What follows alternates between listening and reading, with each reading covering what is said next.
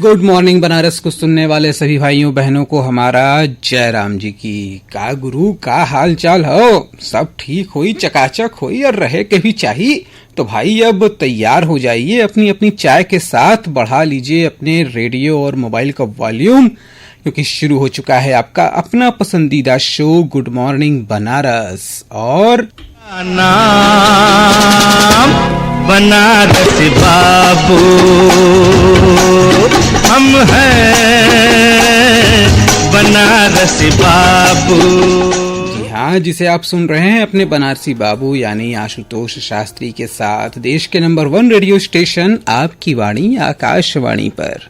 हाँ तो गुरु, हम क्या कह रहे थे कि बनारस के बारे में लोग कहते हैं कि ये घाटों का शहर है, कोई कहता है गलियों का शहर है, कोई कहता है सबसे पुराना शहर है, कोई कहता है रंग और कला का शहर है, तो कोई कहता है भैया बम भोला यानी बाबा विश्वनाथ का शहर है।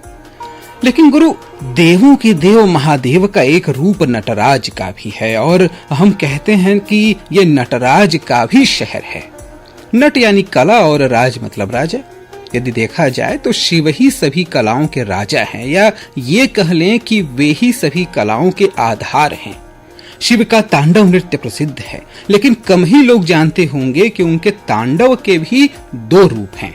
एक आनंद तांडव जिससे सृष्टि अस्तित्व में आती है, और दूसरा रौद्र तांडव जिससे सृष्टि का विलय हो जाता है।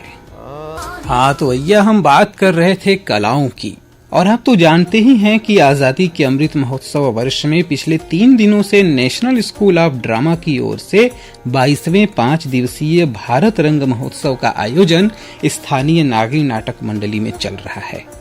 और सभी कलाओं में नाटक जो है ना, सबसे श्रेष्ठ कला माना जाता है, और बनारस का नाटकों के विकास में भी अपना एक अलग ही योगदान रहा है। काशी नरेश महाराज ईश्वरी नारायण सिंह जी के समय से रामनगर के रामलीला के मंचन से शुरू रंगमंच की परंपरा आज तक लगातार चली आ रही है। वैसे तो बनारस में नाटकों का मंचन पिछले 800 से 1000 वर्षों से होता रहा है, लेकिन इसे आधुनिक स्वरूप देने में भारतेंदु बाबू हरिश्चंद्र, जयशंकर प्रसाद, आचार्य करुणापति त्रिपाठी, आचार्य सीताराम चतुर्वेदी, सरजू साव बर्फ वाले, राम सिंह आजाद, आगा हश्र कश्मीरी, शिव प्रसाद मिश्र, डॉक्टर भानुशंकर मेहता, प्रभात कुमार घोष, डॉक्टर कमलिनी मेहता और नीलकमल चटर्जी जैसे नाट्य कलाकारों का विशेष योगदान रहा। नाटकों के इस इतिहास पर हमने बात की सुप्रसिद्ध रंगकर्मी, पैथोलॉजिस्ट और नागरी नाटक मंडली न्यास के अध्यक्ष डॉक्टर संजय मेहता जी से। तो आप भी सुने डॉक्टर साहब क्या कहते हैं। काशी और नाट्य परंपरा ये आदिकाल से चली आ रही है। 1850 काशी में कलेक्टर साहब के बंगले के पास एक नाच घर हुआ करता था। वहां पे पहली बार जानकी मंगल का मंचन हुआ। उसके बाद उसी समय भारतेंदु युग की शुरुआत हुई, और भारतेंदु जी स्वयं अपने नाटक को करवाते थे, करते थे। उन्होंने बहुत बड़ा कार्य हिंदी और खासकर उनके जो नाटक हैं, बहुत सारे कालजयी नाटक लिखे। कालजयी होने के साथ साथ वो उस समय की परंपराओं को, काशी की जो सोशल परंपराएं थी, सब कुछ उन्होंने दिखाया। आगे बढ़िए तो काशी ने नाटकों को बहुत कुछ देना शुरू किया।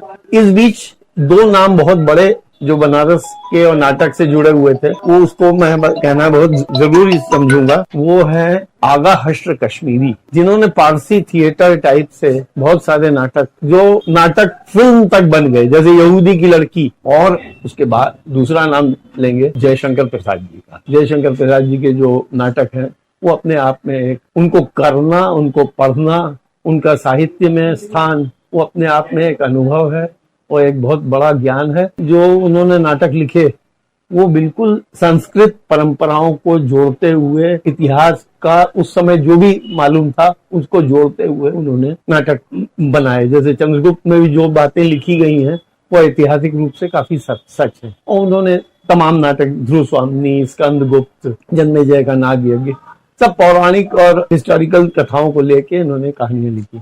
यहाँ पे कलाकार बहुत उभर के सामने आए। 2-4 बड़े नाम हैं।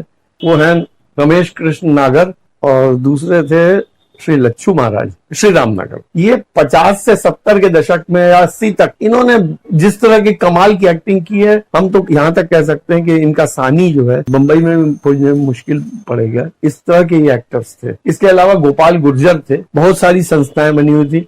नीलकमल चैटर्जी थे। महिलाओं में श्रीमती बेला बोस थी, जो शुरुआती दौर में महिलाओं में हमारे परिवार की एक थी, डॉक्टर कमलिनी मेहता। वो शायद बनारस की सबसे शुरुआती दौर की महिला अभिनेत्री थी।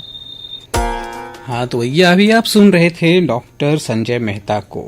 तो हाँ भाई, अब चलिए आगे बातें करते हैं। क्या क्या क्या क्या कहें?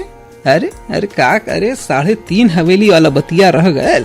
अरे याद हो महाराज, हमके भी याद हो। आवा पहले अच्छा वही बता दिया। तो बनारस के 3.5 हवेली के किस्सा में कंगन वाली हवेली, काठ वाली और देवकी नंदन की हवेली के बाद अब सिद्धेश्वरी गली में स्थित कश्मीरी मल की हवेली है, जिसका निर्माण संवत 1774 में हुआ था और इसे राजा टोडरमल के नाती कश्मीरी मल ने बनवाया था।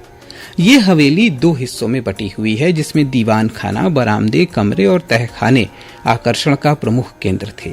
हालांकि अब इसके अवशेष ही शेष हैं, लेकिन इसकी दीवारें आज भी इसके भव्यता की गाथा का गान करती हैं। तो ये कुल 4 हवेलियां हैं, जिन्हें 3.5 क्यों कहा जाता है ये तो भैया आज तक से कोई बनारसी बता नहीं पाया। हाँ, हमको पता चलेगा तो आपको जरूर बताएंगे। वैसे जब आप कश्मीरी मल की हवेली देखने के लिए सिद्धेश्वरी गली में जाएं, तो वहां आदि देवी सिद्धेश्वरी के साथ साथ चंद्रेश्वर महादेव के दर्शन जरूर करें और साथ ही वहीं मंदिर परिसर में स्थित चंद्रकूप के भी दर्शन करें, क्योंकि मान्यता है कि यह चंद्रकूप आपकी शेष बची आयु बताता है ना। रहस्य और रोमांच का मेल। तो जाइए जाइए, इस वीकेंड में सिद्धेश्वरी गली हो आइए। और हाँ गुरु, एक चीज और, अरे भूलैया मत हो, जब वहां जाइएगा तो बड़का मलाई का पूड़ी खाना मत भूलिएगा। पूछ लीजिएगा, पता चल जाएगा कहाँ बनता है, मस्त एकदम झकास।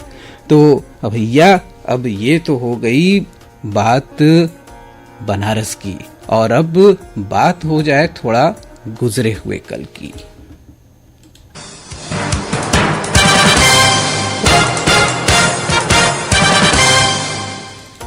हाँ, तो आपको बताते चलें कि आज ही के दिन सन 1904 में भारत की बुनियाद, बल्कि हम कहें कि आधुनिक भारत की बुनियाद रखने वाले औद्योगिक हस्तियों में से एक JRD टाटा का जन्म हुआ था। और आज ही सुप्रसिद्ध समाज सुधारक और स्वतंत्रता संग्राम सेनानी ईश्वर चंद्र विद्यासागर, अरुणा आसफ अली और प्रसिद्ध हास्य अभिनेता जॉनी वॉकर का अलग अलग वर्षों में निधन हुआ था। तो ये तो हुई बात गुजरे हुए कल की, और गुजरे हुए कल के बाद अब बातें आज कल की।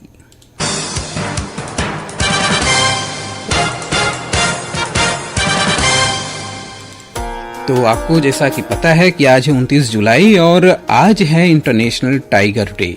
इस दिन को टाइगर्स के संरक्षण के लिए मनाया जाता है।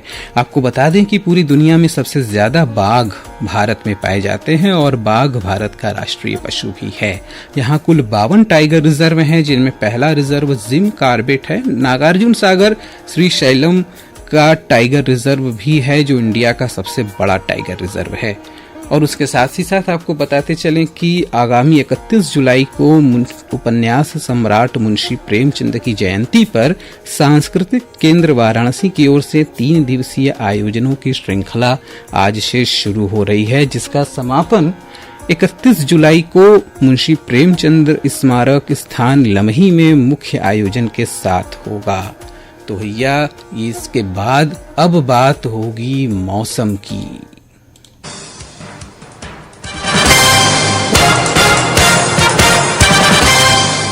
तो मौसम की जानकारी में आपको बता दें कि बादल छाए हुए हैं, छाए रहेंगे। शहर के कुछ हिस्सों में बूंदाबांदी हो सकती है। टेम्परेचर 37 डिग्री सेंटीग्रेड के आसपास बना रहेगा।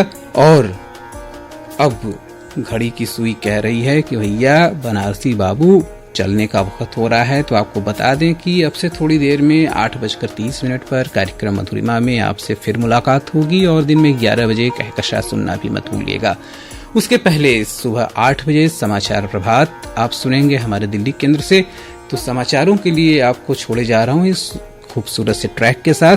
और अब अपने रेडियो मित्र आशुतोष शास्त्री यानी बनारसी बाबू को दीजिए अनुमति। मस्त रहा मस्त करा, क्या समझला। हर हर महादेव।